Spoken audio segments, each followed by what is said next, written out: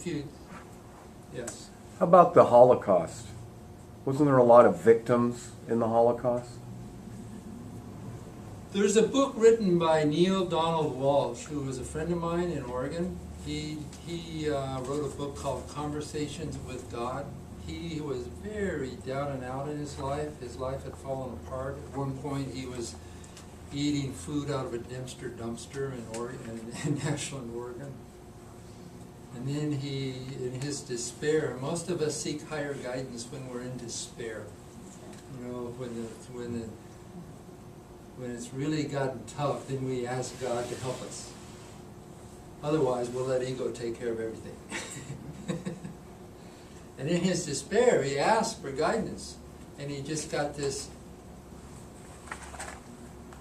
feeling he should start writing. And he just started writing, called automatic writing. And he wrote this series of 10 books, the first of which is called Conversations with God. And in that first book, he asked God, why did the Holocaust happen?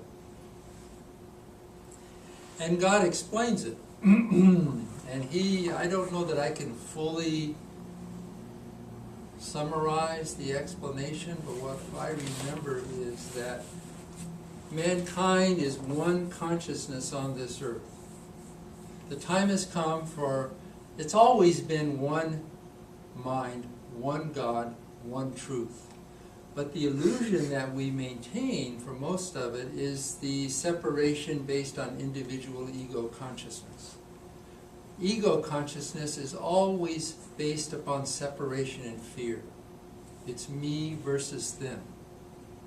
It's the separation. Collective God consciousness is inclusive. We're all in this one. We're in it together based on love and oneness, which is the spiritual message of any spiritual teaching. What happened with the Holocaust is the Jewish people and the German people creating this enormous drama to bring a lesson to mankind of how could we allow this to happen. The lesson learned from all of this intense experience on the earth was the global lesson for humanity. But nonetheless, each individual in the camp, based on their consciousness, created this experience, or else it wouldn't have happened. That's probably one of the most difficult things to explain. But there are many things that we can't explain. What I'm presenting to you is a tool for healing. But check it out. I'll bring a copy of the book. You can take a look. Some of the research behind this is done by Dr. Pennebaker, who wrote a book called The Healing Power of Expressing Emotions. He talks about how native peoples from many cultures have disclosed their transgressions to others. It's part of the Catholic Church, confession, rituals of confession, communicating your emotions and your feelings. He believes if you hold back emotions, it's physical work. To hold back emotions, he calls it inhibition, and I believe it's what creates depression. It also contributes to disease. See, nobody wants to suppress love and joy and happiness, but we think we can suppress the anger, the tears, and the sadness. Inhibition of emotion causes short-term, long-term effects. I believe if you don't express your emotions, your body will. Another way of saying the same thing. It affects your thinking, leading to distorted thinking, which is the depressed person. They ruminate on things. They don't resolve them. Unconscious mind projects into your life. Harville Hendricks says your unconscious mind chooses your mate because this is the person that will help you heal the wounds of childhood. All challenges in life have an underlying emotional issue, and by accepting the emotion that comes up within the context of the drama allows for the healing. This is some of the research by Dr. Pennebaker. These are physician visits before and after, writing about emotional experience, which he calls a therapeutic process. It reduces visits to physicians lasting up to 1.4 years. It improves physiologically the immune system, Epstein-Barr virus panels, natural killer cell activity, improves skin conductance. A host of physical changes occur when we discharge emotions.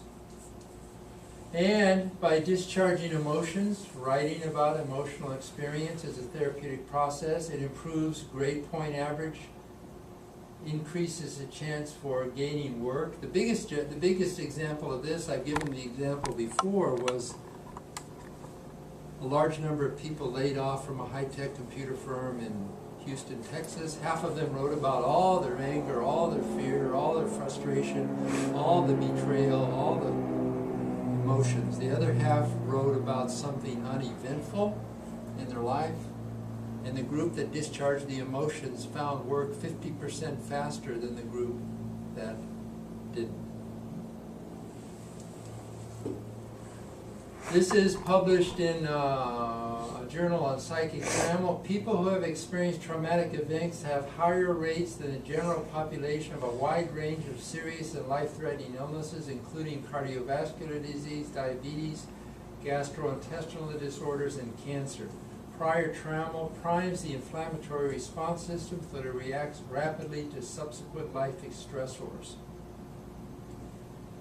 Every drama in your life, whether it's financial, physical disease, social problem, relationship problem, work problem, is architected from the conscious and mostly unconscious mind for the purpose of bringing up emotion, looking at beliefs that may be dysfunctional, and healing from the experience.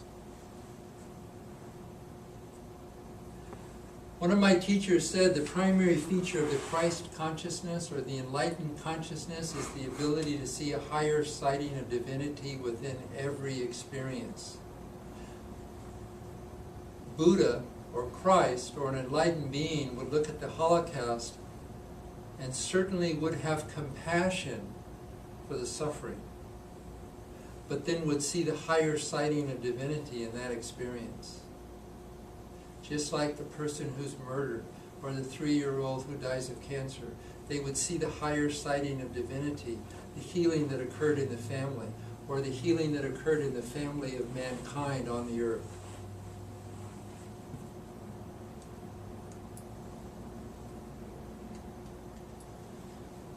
This is research on childhood abuse and household dysfunction. Patients who experienced 4 or more types of adverse childhood events had higher rates of heart disease, cancer, stroke, bronchitis, emphysema, diabetes, fractures, and hepatitis than non-traumatized counterparts.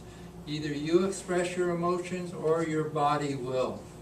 Childhood events were all types of maltreatment, including psychological, physical, or sexual abuse, mental illness, violence, and criminal behavior. This is just the extremes. All of us have trauma in childhood. None of us have enlightened, 100% loving parents. Unless somebody did. Did anybody?